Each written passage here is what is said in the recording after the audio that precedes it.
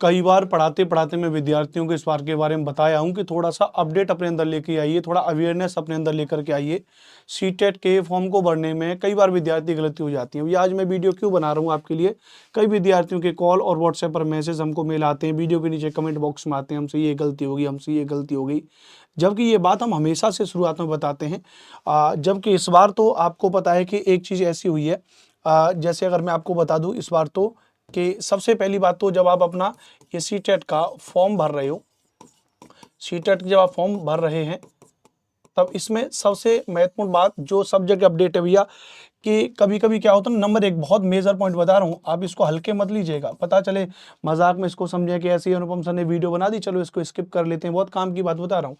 Number एक चीज़ है भैया कि आधार कार्ड से आप क्या कर रहे हो, आधार कार्ड से जानकारी भर रहे हो, उसमें आधार कार्ड से क्या कर रहे हो, जानकारी फिल कर रहे हो। जबकि आपको पता है कि आधार कार्ड की जानकारी को माना ही नहीं जाता है। जैसे मेरा कई बार मेरे 10th की मार्कशीट में बताऊं, मेरा 10th की जो मार्कशीट है उसमें मेरा केवल नाम अनुपम लिखा हुआ है, मेरा केवल नाम अनुपम लिखा हुआ है, क्योंकि जब मैंने 10th की थी तब थोड़ा सा गड़बड़ी हो गई थी फॉर्म को फिलअप करने में, तो सरनेम नहीं लगा हुआ है। तो उसकी बदौलत कई बार मेरा, एक बार तो मेरा पासपोर्ट, एक बार मैं पासपोर्ट बनवाने के लिए जब गया तो वो मेरा रिजेक्ट हो गया था, क्योंकि आधार कार्ड में कुछ है, 10th की मार्कशीट में कुछ है। और जबकि मेरा आधार कार्ड में क्या लिखा था, आधार कार्ड में जो मेरा नाम लिखा हुआ था वो अनुपम भारद्वाज लिखा हुआ था।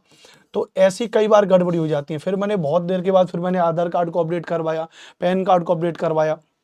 तो कुल मिलाकर के सबसे पहले जो आप अपनी जानकारी भर रहे हो वो आधार कार्ड से नहीं, वो आपकी 10th की मार्कशीट के अकॉर्डिंग आपकी जानकारी भरी होनी चाहिए। जानकारी में जैसे आपका नाम के बारे में नंबर एक, पहली बात आपकी जो DOB है, आपकी जो डेट ऑफ बर्थ है, सबसे पहला वो वाला पॉइंट। दूसरा आपके जो फादर नेम है, आपके पिताजी का नाम है, आपकी मदर नेम है, आपकी माता जी का नाम है, ध्यान रखना भैया। तो आपका नाम है, फादर नेम है, मदर नेम है आपका। अच्छा, एक सबसे महत्वपूर्ण बात ध्यान रखना, जो मैं अभी भी एक कमेंट पढ़ रहा था वीडियो के नीचे, एक कमेंट पढ़ा था ईमेल आईडी को लेके। एक बालक का कमेंट था कि सर हमने गलत ईमेल आईडी डाल दी, खुद से कमेंट कर रहा है कि गलत ईमेल आईडी डाल दी। और जब गलत ईमेल आईडी डाल दोगे रजिस्ट्रेशन करते समय तो उसके बाद क्या नहीं होगा, OTP नहीं आएगा। भाई गलत ईमेल आईडी पे OTP थोड़ी ना हो जाएगा, और गलत ईमेल आईडी पे OTP नहीं आएगा तो जाहिर सी बात है फिर क्या होगा भैया, फाइनल सबमिशन नहीं होगा। फाइनल क्या नहीं कर पाओगे, फाइनल सबमिट नहीं कर पाओगे सीटेट के फॉर्म को।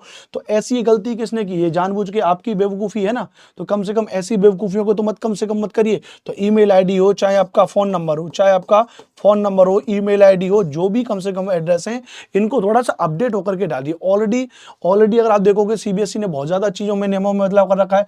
जैसे एग्जाम सेंटर को लेकर के उन्होंने बदलाव कर दिया भैया कि एग्जाम सेंटर और जो है वो रैंडमली देंगे।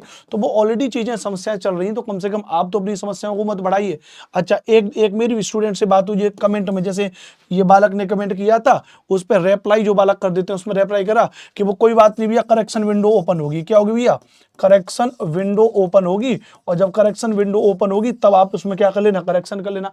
अरे मंद बुद्धि आदमियों, अगर करेक्शन विंडो ओपन नहीं हुई तब आप क्या करोगे। CBSE ने नोटिस जारी करके कह दिया था कि भैया हम लोग एग्जाम सेंटर के बारे में नहीं बताएंगे, रैंडम बेसिस में हम एग्जाम सेंटर देंगे। अब CBSE ने यहाँ पर अपना एक नोटिस अगर जारी कर दिया कि हम लोग करेक्शन विंडो ओपन नहीं करेंगे। आप लोग अपने फॉर्म फिलिंग करते समय, आप जो अपने फॉर्म भर रहे थे, तब आपने सावधानी क्यों नहीं बरती, फिर आप कहाँ जाओगे, किस मुंह लेकर के कहाँ जाओगे। तो इसलिए प्यारे विद्यार्थियों, मेरे बहन भाइयों, मेरे सभी विद्वान साथियों, सभी जितने भी आप देख रहे हो मेरी इस वीडियो को, कम से कम बहुत ध्यान से चीजों को भरिए भैया। करेक्शन विंडो के भरोसे मत रहिए, इसको भर लीजिए, प्रॉपर तरीके से अच्छे से समझिए, तैयारी करिए और बढ़िया तरीके से पढ़ते रहिए। मैं आपके लिए इस यूट्यूब पर खूब मेहनत कर रहा हूँ। ये हमारा अपना परिवार है, रैंकर्स टीचिंग एग्जाम। आप देखोगे तो इस पर रोज शाम को 4 बजे मेरी लगातार क्लासेस चल रही हैं रैंकर्स टीचिंग एग्जाम पर। ऊपर ही प्लेलिस्ट बनी हुई है, सीटेट फरवरी 2026 दमदार तैयारी वाली प्लेलिस्ट। आप इसमें देखोगे तो सबसे पहली प्लेलिस्ट यहाँ पर मेरी लगी हुई है, और ये प्लेलिस्ट मेरी कंप्लीट NCERT वाली प्लेलिस्ट है, जिसमें क्लास 1 से लेके क्लास 2, 3, 4, 5, 6, 7, 8, 9, 10, 11, क्लास 11 में कक्षा 6 की हिस्ट्री खत्म। फिर उसके बाद 12, 13, 14, 15, 16, 17, 18 और 19, फिर आपकी कक्षा 6 की ज्योग्राफी खत्म।